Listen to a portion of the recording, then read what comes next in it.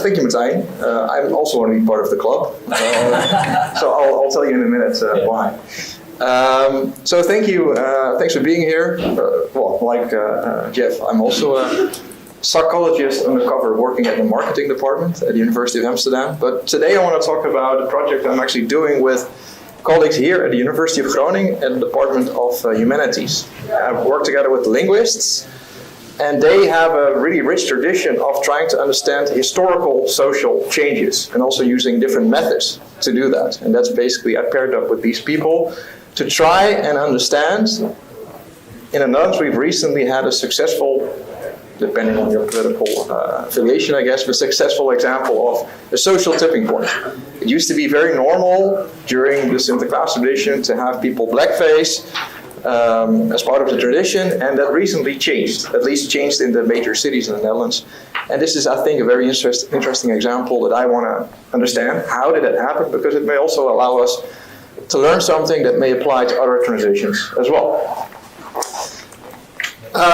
So a bit of a backdrop. So we know we need to change our consumption habits, but reversing these materially intensive social conventions, I actually call them, is really hard. And I think you call it a contract, a social contract. I perhaps call it a social convention, but basically the idea is similar.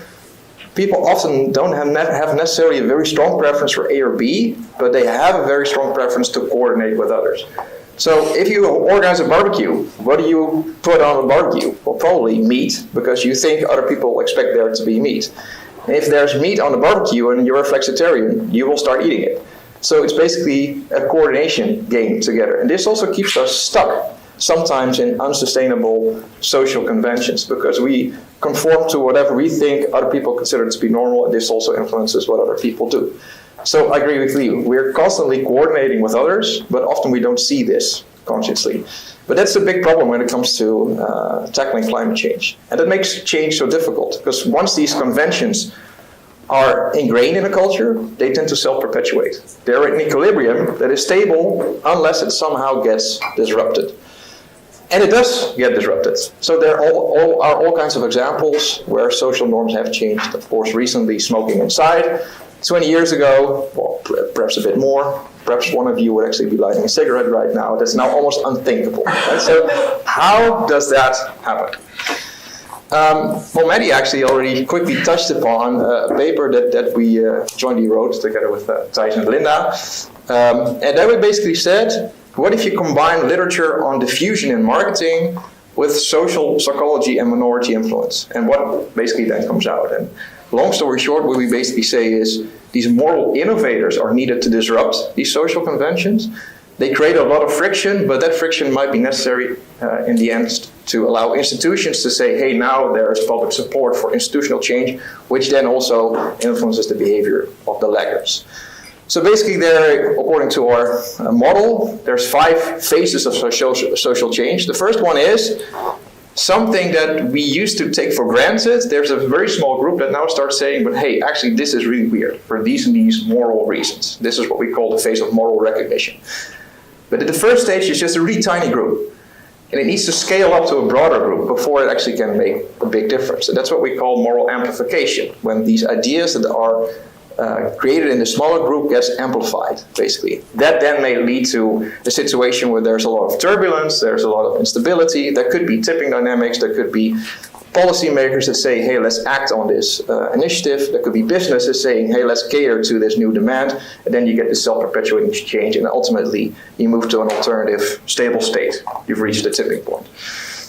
So this paper, I really enjoyed working on this paper also because all kinds of different literatures came together and with 3 really great people that are in the room today as well.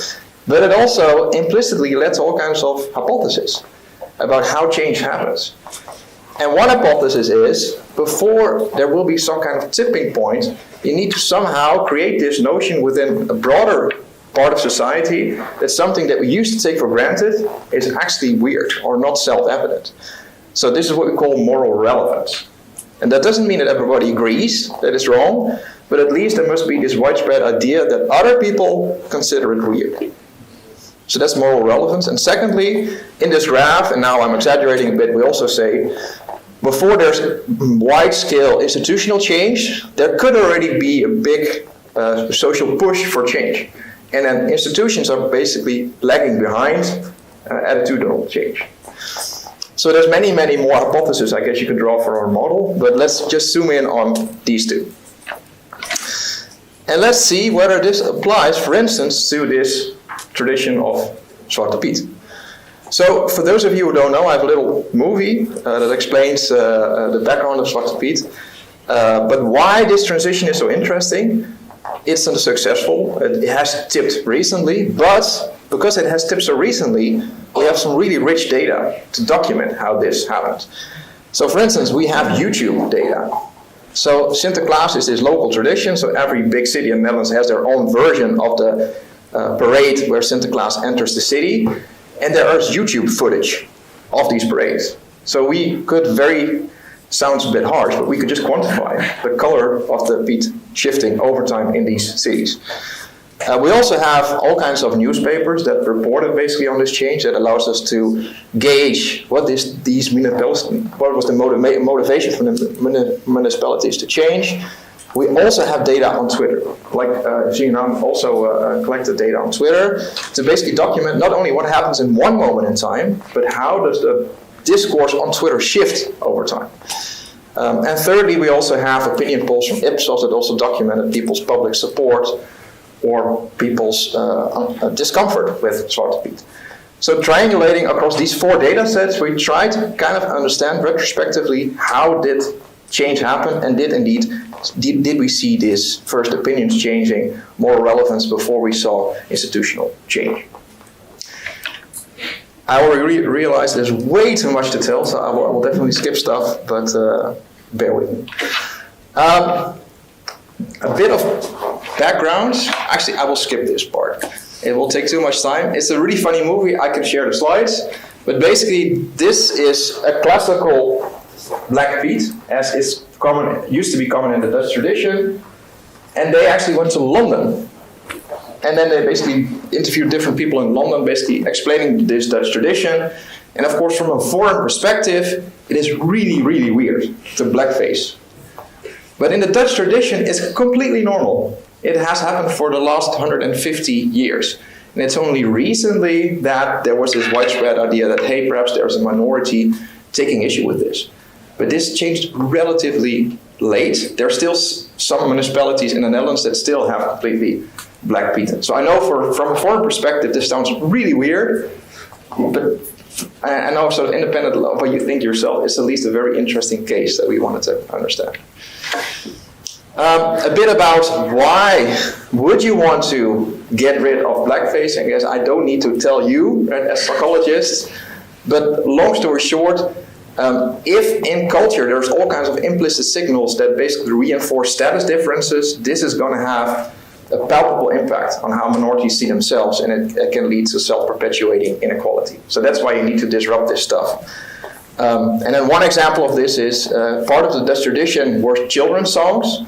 And in this children's song, they would sing, Sinterklaasje, kom maar binnen met je knecht. So Sinterklaas is the white, the white guy, basically the predecessor of Santa. And then Zwarte Piet, Black Piet, would be his helper. So in these songs, explicitly, that kids were singing, they were basically repeating, well, the white person is higher in status than the black person. So these are all these sort of implicit status differences that perpetuate inequality, and that's why they need to be disrupted. So the question is, how did it work, right? And I didn't know this, but my colleagues from linguistics started diving into this. There's already been protests against Zwarte Piet from the 60s. And there was another wave in the 80s, and nothing seems to happen, and only very later you actually saw this physical change in the appearance of peat. By the way, I do realize that by now, for those of you who don't know the Zwarte Piet tradition, perhaps I went a bit fast. Is it kind of clear what this is? Right? So you have this guy on the left, a big guy, sort of the Santa predecessor, with this helper, which was then a black-faced white person, basically. So this is our YouTube data. So from 2012 until 2022. we have, basically we coded the color of the peat. And our criteria is basically, so that whenever the peats are in the vicinity of the local Sinterklaas. And we just tally their color. And what's important to realize is that we coded basically for this is a classical black-faced peat. This is already a newer version, the so-called root-faced peat, which is basically a type of peat with some soot marks, basically. So basically coded how did this shift over time. So these are the data from YouTube. So it starts in 2012, and all of the 16 cities have only black peats, and none of the cities have other types of peats. In 2014 and 15, Amsterdam and Groningen tried to make change, but it was actually observable in our YouTube data. And then from 2016 onwards, you see more and more cities basically copying other cities where they get more and more of these soot-covered peats instead of fully black peats. Until 22, when there's none of the big cities still having any black peats. So again, this has a history of 150 years, right? And it's only within a few years that it completely reversed, so a classical tipping point. You can also really nicely see it spatially. So it started in Amsterdam in 2016, and then basically it spreads across the Netherlands, and this is the story in 2022. So there are some cities, and I think not coincidentally, probably the Bible Belt, where there's still some black peat, but the rest basically have completely shifted to black peat. And I think this is a nice example of how you can see tipping dynamics, not just in individual behaviors, but also in policies. Basically, municipalities following each other's examples. 5 minutes left, okay. Basically, when you see these types of tipping points, I like to think about tipping points as a complex dynamical system moving from one stable state to another stable state. So you can almost visualize it as the Netherlands used to be stuck in this old equilibrium where it was still black facing and nothing seems to happen despite a protest. But in the background, actually the attractor landscape, so basically the depth of the valley, is changing over time. So if you only look at the visible behavior, you think nothing is happening. But if you look at what happens in the background, you can actually see change coming before it manifests itself in observable change. And this is called a system first needs to become critical before you can get a tipping point. So now the big question is, how did this social system become critical? And then we're back to Martijn. I think there's some, how do you call it? Constructive disruption. So basically there's been protests for many, many years, but in 2011 and 2014, this protest professionalized. So these organizers, basically, their single goal was not to convince that everyone should agree that Zwarte Piet is racist, but at least to make society aware, make everybody aware that there's at least a minority in the Netherlands that has problems with Zwarte Piet. So the question is, did they actually succeed in doing that? That's where we used the Twitter data for. We did word embeddings. If you want to know more, talk to me in the break about what that is. But basically, what we find in the Twitter data, seeing this as a sort of a poll of is there actually moral amplification, does a wider part of society start recognizing that other people consider this to be immoral? You actually see that at the beginning on Twitter, nobody associates, or very few people associate Zwarte Piet with racism. But in 2015, more and more people start associating Zwarte Piet with racism. So in our model, they would be at the stage of moral amplification. This happens prior to this tipping point. The second hypothesis that we also wanted to test is, okay, so is there now widespread consensus that Zwarte Piet is wrong before things tip? And actually the data seems to suggest it's actually the opposite. So what we actually see is that a few pioneering cities accommodate what they call minority preferences. That leads to a visible change in the local Zwarte Piet. That starts to spread across the Netherlands. And then only in 24, you actually see that the majority of the Dutch people actually says, you know what, this was actually a good idea. So in contrast to this idea of pluralistic ignorance or conformity traps, what we see in sustainable transition, here it actually seems to be the opposite. How much time do I still have left?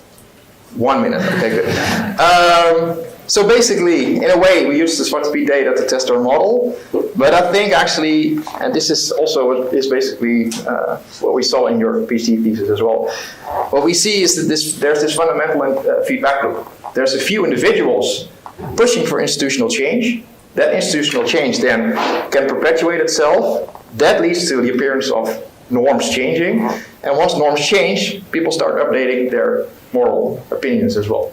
They start agreeing, you know what, actually perhaps there's the common moral heuristic, perhaps if there are other Zwarte Pieten, perhaps it's actually okay. And 30 seconds left. Basically, when I think of social change, I think this metaphor really helps a lot. In order to change behavior, in the end, you need to destabilize complex dynamical systems. That means first, making sure through perhaps moral innovators that people realize others consider a convention no longer to be neutral, but it's actually morally relevant. But then you also need something to accommodate the psychological contract. People need to be able to coordinate on something else that replaces the old behavior that still allows them to cater to the social need. And I think the Roetveegpiet did exactly that. It allowed people, basically it was an inclusive alternative that allowed for change, but also was anchored in this old story and therefore did not pull society apart. That's it. Thanks.